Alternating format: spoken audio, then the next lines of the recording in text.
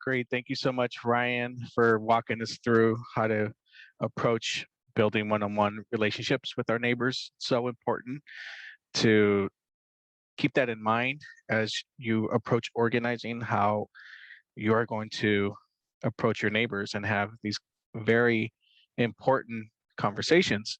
And so this evening, I invited Betty Gabaldon to share her story about how she and came across a situation when she was living in an apartment building and had to organize and fight back against her predatory landlord. So, we invited Betty to share her story and, hopefully inspires others to also organize with your neighbors. And I will just say that I met Betty, and we were just laughing about this in the breakout room. I met Betty on my second day of being with Tenants Together, and I'd say about like within 3 weeks of meeting each other, we were already organizing a rent strike in her building. And for those who don't know, rent strikes are pretty hard. So we started off from the very beginning into organizing her neighbors for a rent strike. So Betty, take it away. Hi, everybody. Good afternoon. Um, well, like Eduardo said, my name is Betty Gabaldon. Um, I lived in Concord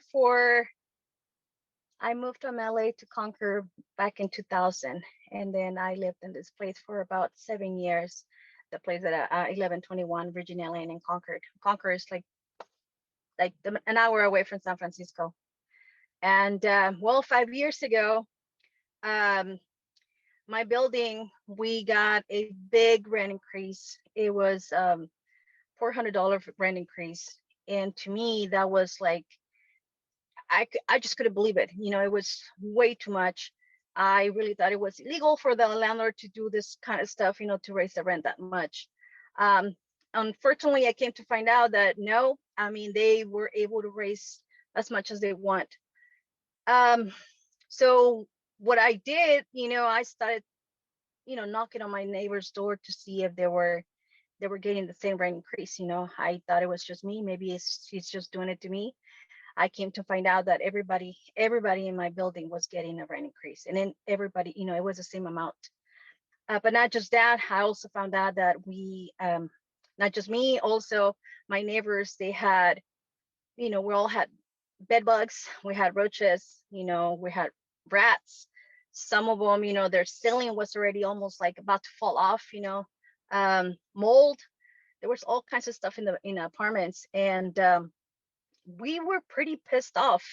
Like, not just that, we had already asked for the repairs to, for all these repairs, but they weren't doing anything about it. And that got us more upset. Like, how come they're gonna be raising the rent this much, but would still, they haven't made any repairs at all. So I went on the internet. I started looking for like groups or like somebody to help us, because at that time, I didn't know anything. I didn't know I had rights. I didn't know what to do. And I came, like Eduardo said, I came into like the website of Tenants Together, and then at that time they had like clinics in Concord. And I got all my neighbors together, and I go, hey, you know what? Let's just go over here. They're gonna let's go see what they could do to help us. And yeah, just like Eduardo said, we started talking. We were all pretty upset about the rent increase and then the repairs. Not just that, also I came to find out that my neighbors were also like, treated badly by this landlord management. We were all Latinos there. So when I was talking to my neighbors, they were all telling me stories about him, the way that he was treating them. So that pissed me off more, and everybody was like really agitated about that. And we just, we said, you know what, let's just do a rent strike. This has been going, the repair has been going on for a while, and now they're raising that rent. And with Eduardo and, Tenants Together, we organized a rent strike. We decided not to pay the rent increase. We had the money orders saying, look, we have the money, but we're not going to pay it until you come and fix our stuff. and we had the Telemundo, we have the press there too. We were scared. We didn't know what was gonna happen, but then again, it's like we all thought like, hey, he can't just evict us all. All of us are together, except for like I think one or two tenants that didn't want to be part of it, but the rest of us were like, you know what, let's just do it. He can't evict all of us, and we did it. We won. I couldn't believe it.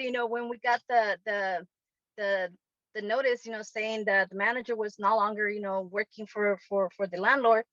And next thing we know, we started getting the repairs. The landlord informed us that, the rent is not gonna go up for 2 years. We had the same rent. We didn't, we saw the repairs that we needed, and I just couldn't believe it that that worked.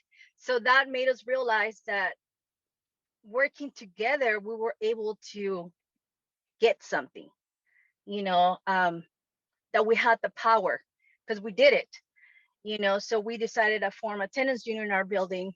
Like I said, because we realized that, we had the power to fight back. But I also realized that in Concord, there's no tenant protections. There is nothing out there. And a lot of renters, they're still scared. They don't want to speak up against, the living conditions, unhealthy living conditions, the abuse, the harassment that they're experiencing by their landlords. So me and a group of people, we decided to form a tenants union citywide, just to also help the renters know that they're not alone, because a lot of us think that we are the only ones going through this, and then that is not the case. There's a lot of us going through the same thing, and then they need to learn about their rights, and we just want them to know that they're not alone, and then they have the right to have a decent housing. So we decided to form a Todos Santos Tenants Union citywide. Yeah, that's my story. I don't know. I think Awesome. if I missed something, but No, yeah. you didn't miss anything. You hit the target, and like folks are saying, it's incredible. Bet that your story is incredible, um, and it's inspiring. Always to hear your story, um, and I think you sharing your story about being able to organize with your neighbors and winning, and also continuing to win by building a tenants union in your building and in the city is also just a testament of what organizing can get done and what can accomplish. So thank you, Betty, for sharing your story. It's always great to hear your story, and for folks who are not familiar, like I'm sure you've inspired more people tonight too. So thank you. Uh, and all right, so I guess we're going to talk about tenants associations and tenants unions. I'm excited to talk about it. Like, let's talk about like how we get there. Can we go to the next slide? Thank you. Cool. So as Betty mentioned, she was able to accomplish. Her and her neighbors were able to accomplish some great things there after they formed a tenant association. They were able to address their habitability repairs. They were also able to collectively bargain for a contract later down, I believe. There's a lot of things you can accomplish with the tenants association, including stopping evictions, and like Betty mentioned, ultimately like getting the attention of your landlord and getting some respect, like they say, put some respect on that name. So you got to put some respect on it when you have a tenants association, and there is power in having a group. And you could also improve your healthy and health and safety conditions of not just your home, but the community around you by forming a tenants association. And some of those tactics, let's go next. Some of those tactics to get there include a variety of things, including, fighting for local protections, like rent control, as Betty mentioned, or just cause for evictions, or right to counsel. You're also able to support like statewide legislative campaigns and anything that has to do with tenant protections. As Betty mentioned, rent strikes was a tactic that they used to be successful in organizing there. And sometimes you have to also think about like doing other things like letter writing campaigns, and that could be targeted towards people with positions of power like city council members, county supervisors, even landlords as well. And it's always important to think about these tactics as you're going along in your organizing campaign. And let's talk about how do we form a tenants association. It probably sounds harder than it really is. And so we'll go into the next slide to go through a chart to see what that would look like. Awesome. So yeah, the first thing you want to think about, doing when you're forming a tenant association is you want to talk to your neighbors. Obviously, Ryan walked us through on how to talk to your neighbors and building those relationships with them. And this chart right here is basically a walkthrough of what that would look like. So you want to talk to your neighbors, plan your first meeting, host your first meeting, vote to form an association or a union, form a steering committee, and then get to work right after that. Sounds simple, right, guys? Yeah. So let's go through each step one by one and talk about how we get there. Go next, please. Thank you. Awesome. So talking to your neighbors, I think we're all guilty of probably not talking to our neighbors. So we want to make sure that we start there. So talk to people who live in your building, identify common problems and frustrations, let interested neighbors know that as a group of tenants, like Betty mentioned, you could be very effective in addressing some of the issues that you are trying to address. These preliminary discussions with your neighbors usually help you determine whether or not the tenants feel strongly enough about the problems to want to mobilize. Sometimes it gives you a little bit of insight, as Betty mentioned too, like you'll probably encounter that everyone is just as mad as you. But that's why you want to start off by talking to your neighbors. If tenants seem to get afraid to get involved, it's always important to remind them that that retaliation is illegal in California, and there's laws to protect tenants if they are documenting that they are organizing a tenants association. So always remind tenants that they have the legal right to organize, and that way you could approach it in a more strategic way. Next slide. Planning your first meeting. Again, everything probably sounds a lot harder than it really is, but you want to start off by creating a flyer that includes a purpose, the date, the time, obviously, and the location of the meeting. Usually, you want to think about hosting a meeting in a location that people feel safe. It might be in someone's unit.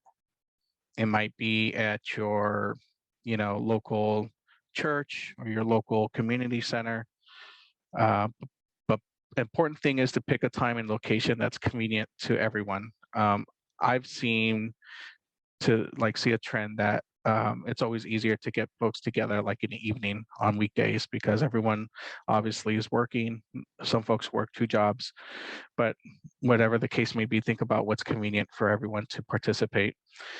And then also, start giving out the flyer to your tenants that you talk to. Hopefully in the first time you went around talking to your neighbors, you're able to identify who those folks are. And yeah, I see a question about COVID, and I was actually going to mention that too. So usually we go door to door, going to talking to your neighbors, but during the COVID, there is definitely a component there that we weren't really, thinking about before the pandemic. But since then, we've, wanted to start applying social distancing guidelines on the way how we approach organizing or going door to door. So that means if you're going to door and you feel comfortable doing it, make sure you wear a mask. Make sure you're standing away from the door, not too close. If there's issues or concerns about flyer distribution, there's alternatives to that too. You could always send an email to the folks that you have been in contact with, and or even like use a messenger app. Like some people use WhatsApp to communicate with their neighbors. That's a great one. Um, but yeah, I mean, there's also the option to post in the common areas. Some buildings have rules that don't allow you to post in common areas, and some others do. Whatever you feel comfortable with doing. But at the end of the day, you have the right to organize your building. Um, yeah, there are going to be some limits on how you could do it, or even rules on that in the lease. But making sure that you are doing your due diligence to find out what those rules are before you start posting things on the common areas that get you in trouble is super important. I'm also going to put this on the chat. Um, this is a link to our website at Tenants Together, where you can find information about our tenants union. I'm putting in this on there because at the bottom of the page there is a link on to download it's basically a tracker. So when you're talking to the folks at the door, you're able to track who you're talking to, what unit they live in, are they interested in organizing, and so forth. So if you are interested in downloading a tracker that Tenants Together has, click on this link and you'll find it at the bottom of the page. And it's a very good tool to use when you're going door to door talking to your neighbors. Next slide, please. Someone mentioned text message. That's also, again, if you have that information from the tracker, use that information to distribute the flyer. I think right now that, yes. Sarai was asking too whether one city could have multiple tenant associations or unions, and maybe it's good to explain like the relationship between tenant associations and tenant unions and how that works. Yeah, definitely. Thank you for flagging that. Yeah, it's actually, you could have a bunch of tenants associations. Well, let me back up. I think tenants unions and tenant associations, what's the difference between the two? There's really no difference. I mean, the difference is what one does compared to the other in terms of what their purpose is. So a tenants association, like Betty was talking about in her building, that was just for her building. And so you can have multiples. Like, we actually encourage everyone to form tenants associations in our buildings, even though if there's a citywide tenants union, that's even better. So a tenants union, what we call tenants union, which is a citywide tenants union, Betty also mentioned this. She was able to form the Todos Santos Tenants Union in Concord. It's meant to address citywide issues and to help tenants who have issues, whether it's habitability or evictions or whatever the case may be. But to answer Sadai's question, yes, you can have multiple, tenants associations in a city. I think it's probably a goal of ours at Tenants Together to help the creation of as many tenants associations in the state, as well as tenant unions, citywide tenants unions. But they pretty much do the same thing in how they function. It's just that the purpose is different. So hopefully that gave some explanation to that question. Where was I at? Okay, host first meeting. Usually, I think, it's usually like one or two of the most interested tenants who are usually chair the first meeting. Like Betty was mentioning, she was very ahead of this when she found out that there was issues. And when I met with Betty, it was her who was like the tenant leader at that building that was able to organize the neighbors and get everyone together. And that's usually the case when things first start.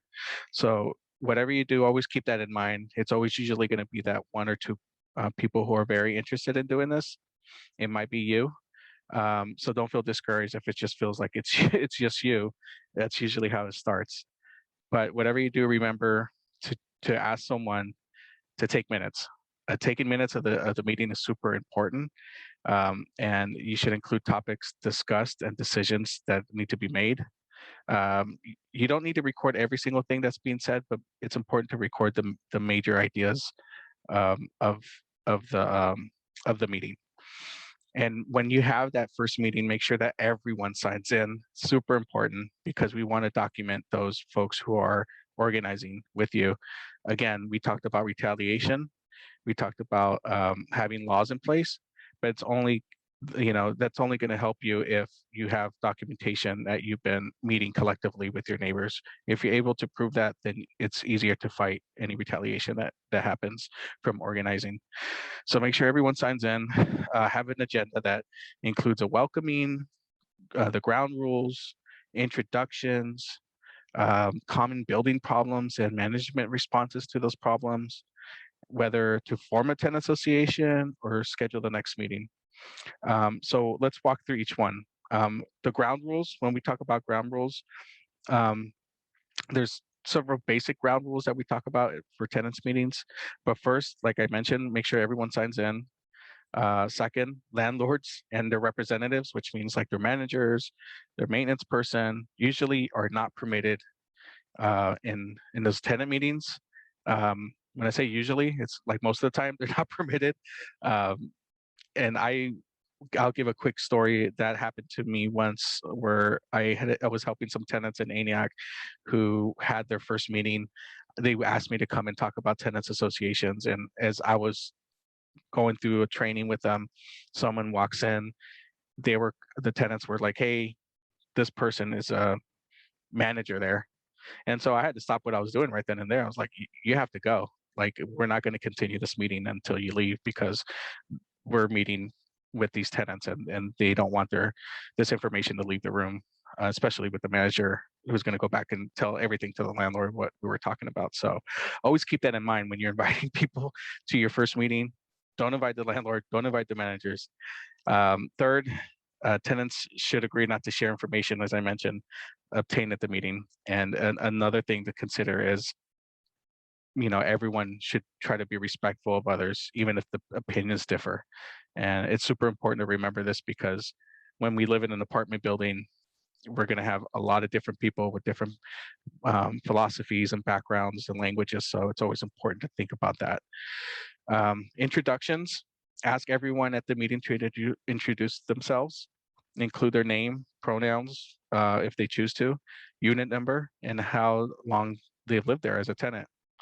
And then start talking about common building problems. Identify those building-wide problems. Sometimes they're general maintenance, sometimes they're late fees, garbage collection. Identify one or more priority building wide problems in which it could be dealt with, a problem that could be dealt with.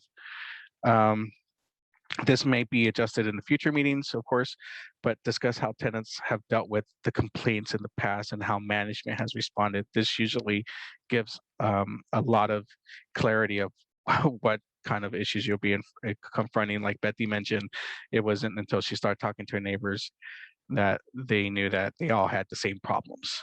And then also ask if anyone's make any handwritten complaints and if they have any copies. Let's go to the next slide.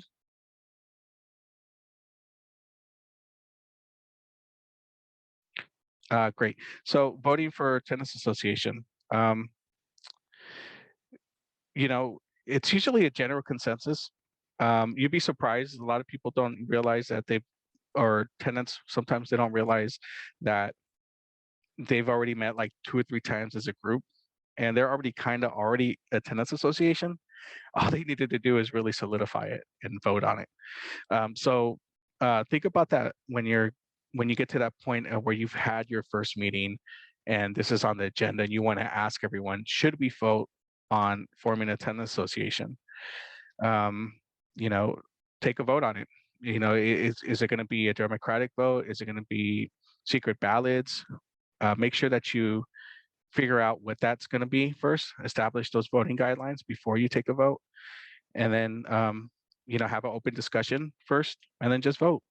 I think when Betty formed her tenants association in Concord, the tenants union, I should say, it was basically just that. They had already been meeting as a group of tenants who were representing different parts of Concord, and it wasn't until I met with them and posed this question, like, are you guys going to vote a tenants union? discuss, and they did, and then they voted, and then they became a tenants union. So after you do that, you go through the voting process, make sure that you schedule the next meeting, and meetings should be periodically. It shouldn't be just like every once in a while. You want to keep consistency. You want to make sure that the pressure doesn't stop. So oftentimes tenants unions or tenants associations meet once a month, and that's usually good enough for a lot of folks. Let's go to the next slide, please. So whatever you do, don't worry about like having that first meeting be like super perfect, or it has to be like the best structure ever. Like, just do it. You know, basically it should be structured in a way that will best enable the group to set policies and make decisions. And it will involve as many of the tenants as possible in implementing the strategies the group decides to undertake. And that will enhance the group's ability to carry out the day-to-day tasks needed to improve building conditions. And so part of that is helping form steering committees. So some organizations have steering committees, some tenants unions have them, some don't. I think it's always a good idea to have a steering committee, and we'll talk about what that means and why it's good to have a steering committee. First is purpose. The steering committee helps guide the association in setting policies, defining goals, and making decisions. The steering committee coordinates and delegates the day-to-day tasks needed to run the association, such as scheduling, setting agendas for the chairing meetings, maintaining records, and drafting letters. Committee members, the steering committee usually consists of tenants who have the best judgment, or the ones who are able to carry on the most day-to-day tasks in running the tenants association. The size of the steering committee should depend on the size of the building. Obviously, if you have a very small building, you don't need a huge steering committee. If you have like a building that's 10 units, maybe 3 folks on the steering committee could be enough. Who knows, right? It's up to y'all to discuss and figure that out. A steering committee also helps you set authority, so that way you have someone who is dedicated to speak with authority for the group. Whenever there's, press or any type of interviews, you want to make sure that you have someone who's voted to have that power to speak for the tenants association. And then just reaching an agreement within the tenants association on who has authority in the group to speak. And so that could be someone who is just very vocal and willing to take on that role. Another thing that steering committees do is they help develop leaders. A steering committee can also help develop leaders within the tenants association, and it also gives them an opportunity to take on responsibilities. And there's also the fact of record keeping. Having a tenants association is going to require a lot of meetings and notes and stuff like that.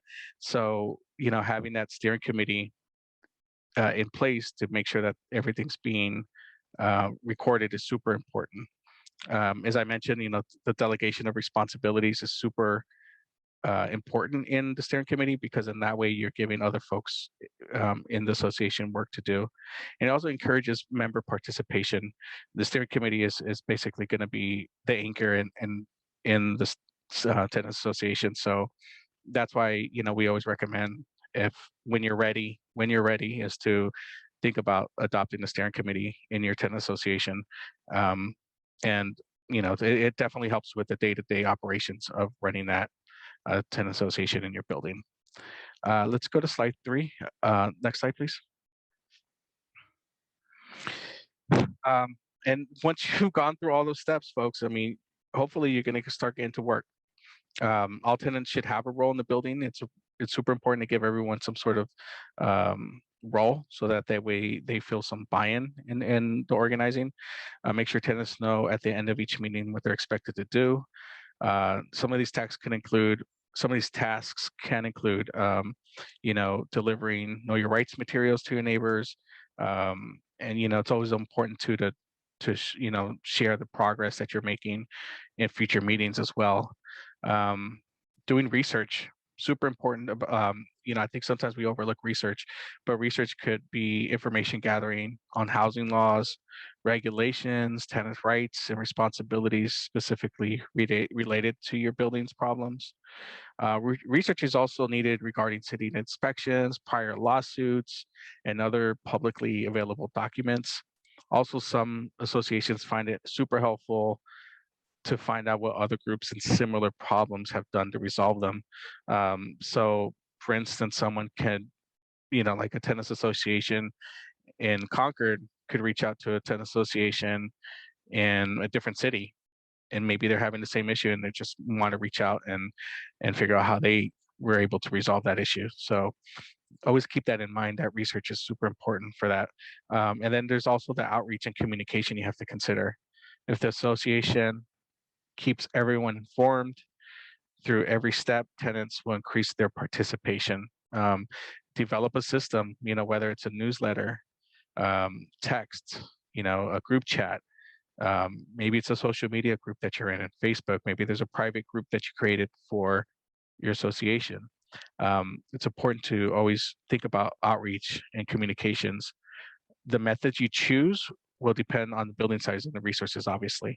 So tenants will always need to know whom to contact within the association if something arises. So always keep that in mind, like who is that point person that they could reach out to if they have questions. Always think about the managing of finances too when you're getting to work. The association may incur group expenses such as postage, making copies, food, coffee, pizza for meetings, and so on. So the association is going to have to decide how you're going to pay for that. Are we collecting dues? Are we doing fundraisers? There's just some things to consider when you're getting to the point where you're going to start putting these steps in action. So you want to start thinking about choosing the issues, because there's a lot of issues out there, folks. Your association may decide to focus on a single issue. Maybe it's just habitability for now. Maybe it's just addressing tow trucks showing up to your house in the middle of the night, towing cars as a form of retaliation. Maybe it's addressing rent hikes. Whatever it is, make sure you keep it manageable. Don't try to do everything at once, because it's not going to work. Sometimes it just helps to do one single issue, establish what you can win, and expand to other issues afterwards. Other times the issues are interrelated and must be addressed together. We totally understand that. But start off with focusing on your building-wide issues. I think it's a good way to start. And lastly, just think about the strategy and tactics that you're going to use. We talked about some of those strategies and tactics earlier. Ryan mentioned some as well, but some of those tactics could include meeting with management. I was in a situation where there's some tenants who were all getting displaced. The whole building was getting displaced because a new company came in and bought it and was going to flip it. And that's something that they wanted to do. They wanted to sit down with the CEO, and we were able to force that meeting to sit down with the CEO of that company, and we were able to get them relocation fees much higher than what they're offering, by the way. So sometimes you have to think about those tactics. What is that? Meeting with the CEO, meeting with the management. Is it a protest? I love protests. Invite me to a protest. I will show up with the bullhorn. Like direct actions are the business. And those are tactics that help us win. Is it a letter writing campaign? Is it complaints to government agency like code enforcement? Is it rent strikes like Bethy did? Is it litigation, suing the hell out of a landlord for your habitability issues? There's so many different approaches, but it's important to think about what is the strategy, what is the tactics that we're going to use as we approach these issues as they come up. It's important to understand the potential consequences as well, as Ryan mentioned, inoculation, the positive and the negative for each one before committing to a particular course. But be firm with your landlord and escalate your demands and tactics as you need it. I mean, this is how we win. If we don't win by playing nice, we win by organizing and turning up the heat on these slumlords. And let's go to the next slide, please. Awesome. So we just want to remind folks that we are here to help y'all. Like, we, when I say we, you know, we definitely have a team here at Tenants Together, but myself, Ryan, Victoria, other folks who are part of Tenants Together are here to help y'all or organize for lasting change. But make sure that you start organizing with your neighbors, you know, organize those meetings and start getting active. Form a tennis association in your building because it's super important to do that. I always tell people, don't wait for the issues to hit you in the face before you form a tennis association. Be proactive, form a tennis association because you want to be ready, and you want to also be able to have a sense of community with your neighbors in case any of these issues arise. And demand better from your city, demand better from the state. We're always actively asking folks to participate in statewide campaigns and local campaigns. So as you form your tenants association, hopefully you will join us in the fight for stronger tenant protections in the state, and for also stopping the displacement of communities from the state. And next slide, we're just really going to just again reaffirm what I just said. You know, we're here to support you. I'm in Northern California. You can find me at Eduardo at tenantstogether.org. So if you're thinking about organizing, you could always reach out to me for support in Northern California. And Ryan, he's in SoCal. He's Ryan, do you want to shout out your email? I can shout it out for you. It's real easy. But it's Ryan at Go for it. Ryan at tenantstogether.org. We have your back, y'all. This is why we exist. This is why this organization exists, so we could, you know, give the resources and information to tenants so they could fight back the same way we heard Betty give her story. We want y'all to be inspired and do the same as she was able to. And with that, we'll go on to the next slide and take this time to answer questions or any concerns or any other clarifying things that folks want to ask. Feel free to either unmute yourself or type it in the chat. And we just want to thank everyone for being here with us tonight.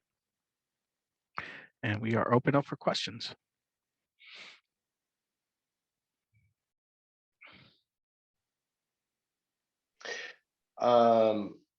I'll just get us started with the question that came up for me, just to give people a chance to type their question or think of what they want to ask. Eduardo, in your experience, have you had a tenant association get started and then maybe the landlord tries to talk one of the members of the association into, you know, coming up with a private deal on the side or something like that? And how have you helped tenant associations sort of avoid that pitfall? That's a great question. And yes, almost every single time there's going to be a landlord who is going to try to talk folks out of joining a tenants association or discourage them or threaten them.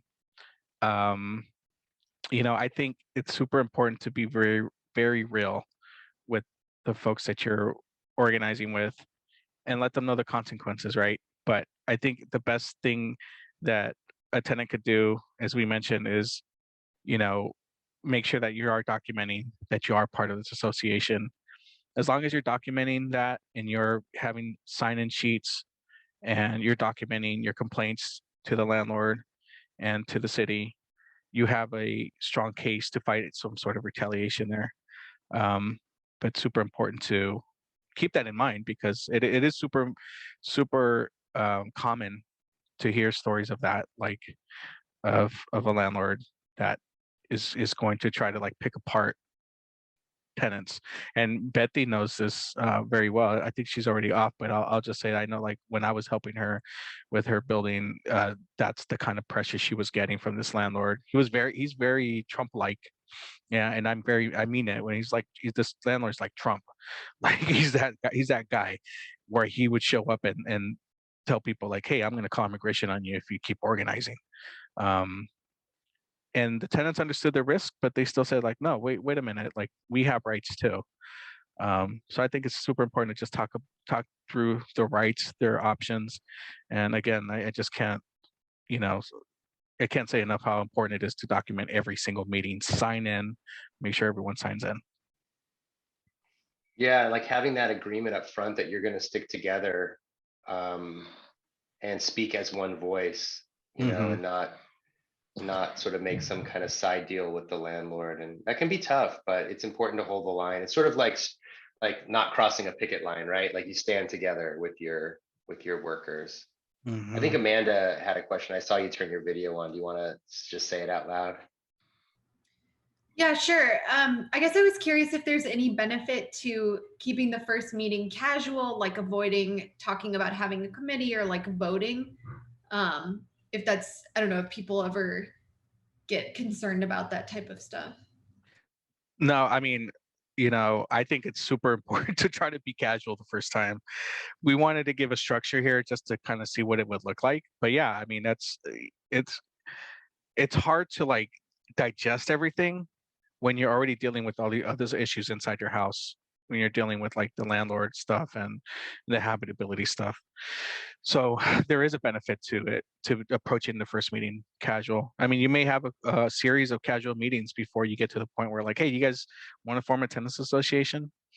That's totally fine. I feel like it's all up to the speed of where the tenants are. In Betty's case, they were just kind of like accelerated. They're like, let's do this. Like we could do this, let's do it. And other times you have to kind of really talk through those situations and figure out what is the best approach to this. So yeah, I mean, I definitely see a benefit of not diving into a steering committee the first the meeting. That could be later down the line. And I didn't even mention bylaws, y'all. That's that's actually could be another training, but bylaws are something too that folks think about doing. And I always recommend a short bylaws that are just very basic just to get started, but it's not necessary right away. Robin wrote a question in the chat. Do you want to say it out loud, Robin? You want me to read it? Go ahead and come off mute if you want to read it, say it out loud. Otherwise, I'll just go ahead and okay, sure. Go for it. Thank you. I'll go ahead and read. So any thoughts about organizing buildings or complex tenant associations versus a group of complexes or buildings in a particular neighborhood?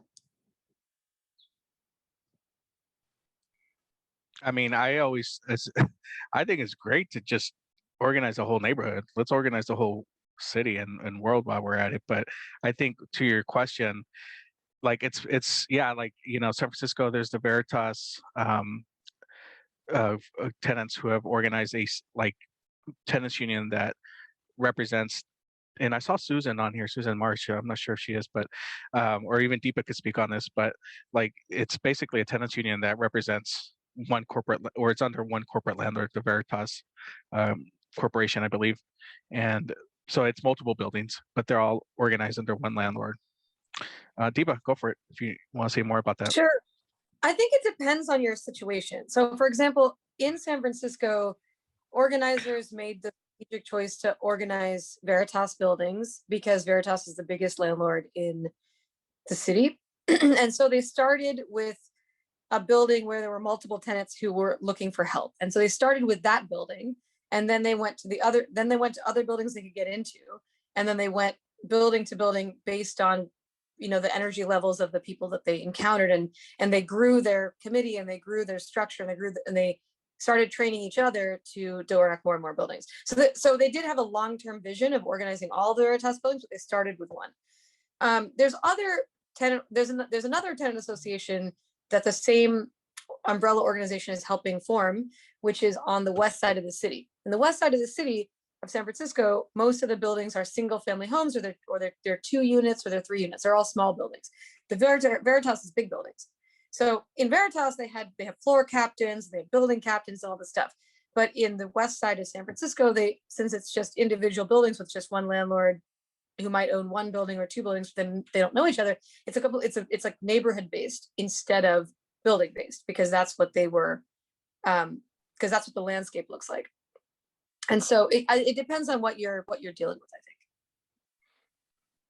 Yeah, think.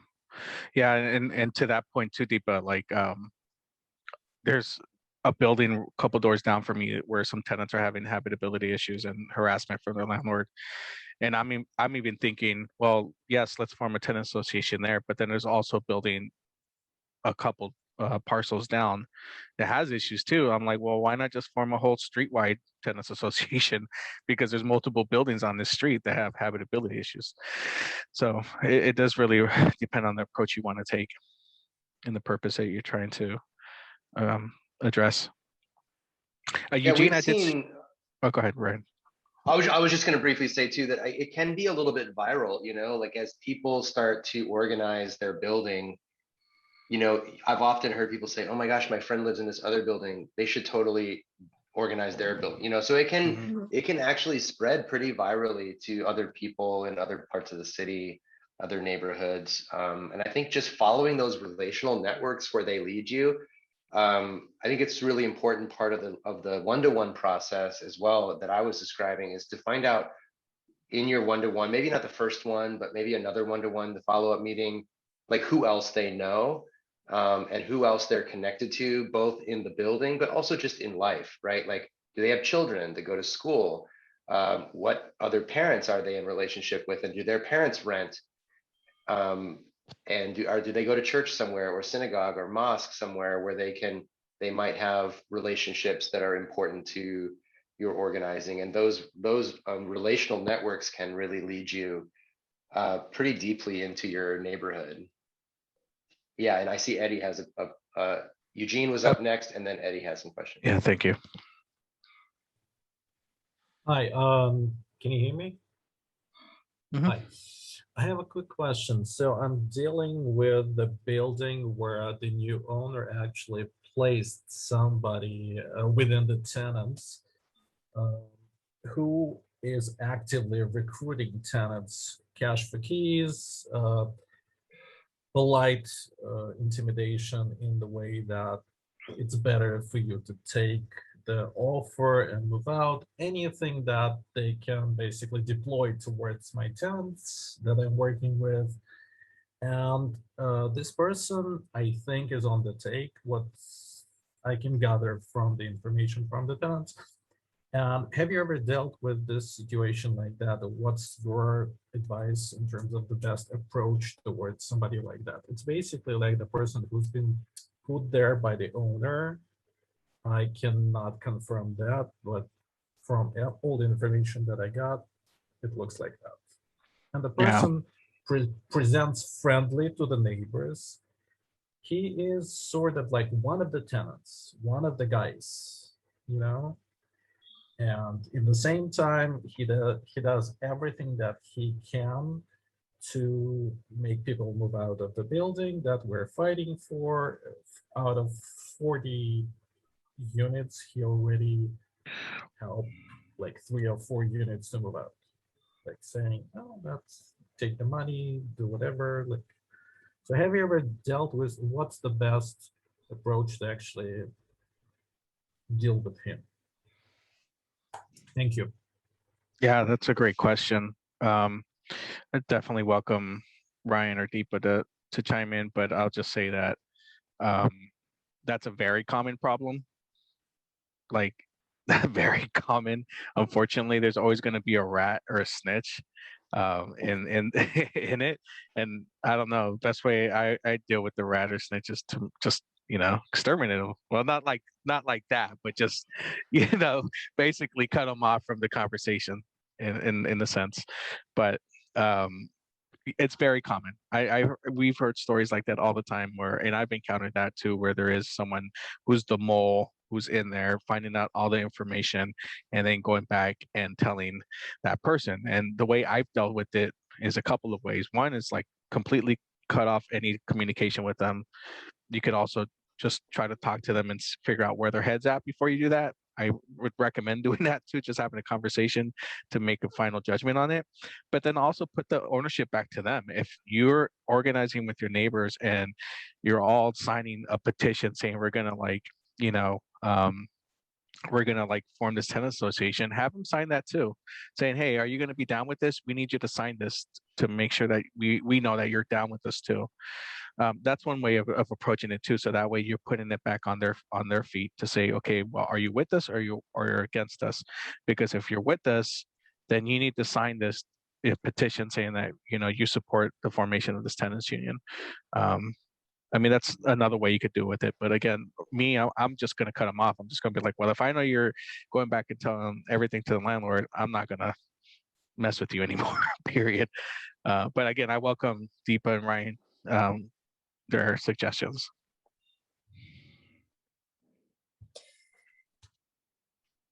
Hi, Deepa. Yeah, sure. I think that I agree. It's a pretty common problem. I've seen it less here. That I used to work in New York City with tenant organizers there, and it was so common there. It was like literally almost every big building that had a tenant association dealt with this problem of a landlord having an agent spying on the tenant association. And usually to me, it was evidence that it was working. And that it was a fairly powerful tenant association, because they wouldn't bother with paying somebody to do that if it wasn't effective. So rather than being afraid of it, I would just know that it might happen. This doesn't just happen in the tenant landlord context. It happens in the labor context when workers are organizing against their bosses for better pay or better working conditions. It's very routine in those situations. Also, it's one of the things a landlord will do, or a person in power will do, to try to hold on to that power. So just knowing that, I think that's also something you can inoculate against, right? Like when you have a trusted relationship with someone, you can be like, this might happen. If it does, it means we're doing something right, and we'll figure it out if it happens. And yeah, if you're sure that somebody is a mole or a rat or a spy or a property manager or something like that, then don't invite them to the meeting. Stop inviting them to the meeting, take them off the email list, whatever, and go to them last for the signature. If you're not sure, I mean, one thing that people do in the labor context is they'll when they assess and evaluate after doing their one-on-ones with people, the organizer will review all the whether the person they talk to is definitely down for the cause, or maybe, or possibly, or definitely not. And they'll focus on, and they'll give them like a score from like 1 to 5 or something like that, with your 5s being your debt, going down with the ship, like definitely like all union all the way, and a 1 being they're definitely not on your side, like that they're ideologically opposed to you, and they won't even bother with the 1s until they organize everybody else first. So there's approaches to this that involve people are definitely a spy versus people just don't believe in working together with people like them to fight for something better. And either way, just focus on the other people first and sort of build momentum before you get to that person. The only thing I would say is that in my brief experience with this kind of thing here in LA, it's often the mom and pops that use this strategy. It's not usually like big corporate landlords who do it. And they're also, the ones I've encountered aren't that savvy about it. Like one of these people that's been planted in a development that I've tried to work with, they're just openly, aggressively hostile.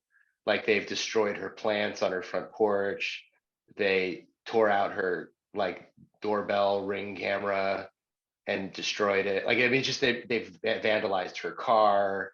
They're just doing everything they can to get her to move. And so they're not even being subtle about it, but one other case, it's a little bit unsure. Like, is this person the manager? They can't even get a straight answer. The person is doing some maintenance work, but they also seem to be collecting rent sometimes, but they're also sometimes seem like a tenant, and it's uncertain. And yeah, we just are avoiding that person and organizing everyone else.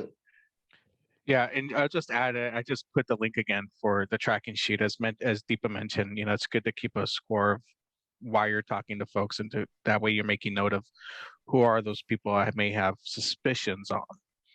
That way you're just making sure, like, hey, wait a minute, apartment 13, I don't know, man. I feel like he's, I'll go back to him. But then you also know that apartment 9, that's someone who's really wants to get involved in this. So I just put the link in there again to help you with that. Thank you. I already downloaded the PDF from the link before. Yeah. Awesome. Thank you so much, guys. Thank you. No, thank you. And before we leave tonight, we just want to thank folks. Victoria, can you put that last slide up? Because we have actually a really cool event that we want to invite folks to. And if Deepa, I don't know if you want to give a little plug. Sure. So today we were talking about the core building blocks of organizing, which is building those networks of trust and relationships between the people who are dealing with the problem. But once you have that, one of the things we can do with that power is fight for change, right?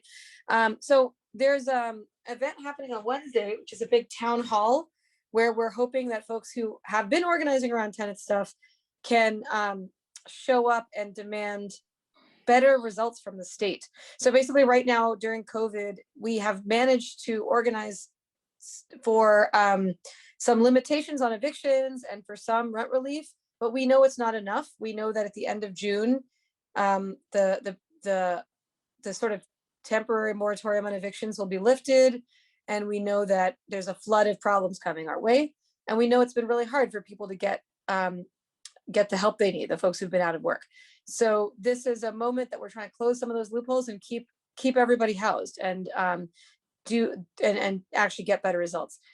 But to do that, we need to show up with a bunch of people. So it'd be amazing to have tenants from all over the state who are already thinking about how they want to have stronger rights and who are thinking about organizing to come to this. There's a little registration link on here to register on Zoom. And that way we know about your attendance and we can give you instructions right beforehand about participating.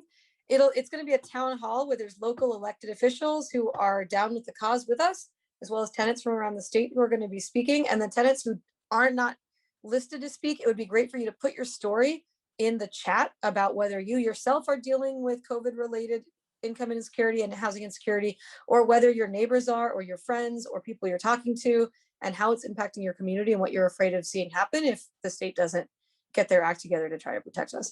So it'd be great to see you there. Awesome. Thank you, Deepa. Well, with that, we'll close for the evening. Thanks everyone for joining us.